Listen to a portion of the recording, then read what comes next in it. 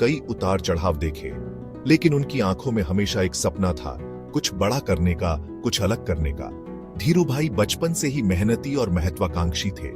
कम उम्र में ही उन्होंने घर की जिम्मेदारियां समझ ली थीं। उनकी लगन और सीखने की चाह ने उन्हें हमेशा आगे बढ़ने के लिए प्रेरित किया। कहते हैं कि जरूरत ही आविष्कार की जननी है। धीरू भाई ने अपनी युवावस्था में एक पेट्रोल पंप पर काम किया। यह उनके जीवन का एक महत्वपूर्ण पड़ाव था।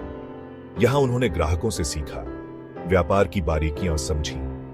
धीरू भाई सिर्फ नौकरी नहीं कर रहे थे, वे अपने सपनों को पंख देने के लिए तैयारी कर रहे थे। पेट्रोल पंप पर काम करते हुए ही उनके मन में रिलायंस की नींव पड़ चुकी थी। धीरू भाई ने रिलायंस की शुरुआत बहुत ही छोटे स्तर पर की थी।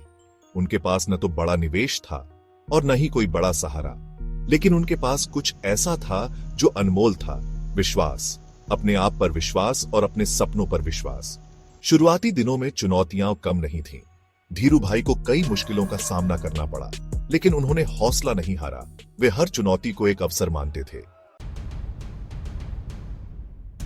सेक्शन 4, मेहनत और दूरदृष्टि।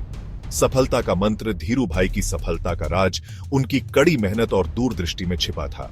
वे समझते थे कि जोखिम उठाने से ही बड़ा मुनाफा कमाया जा सकता है।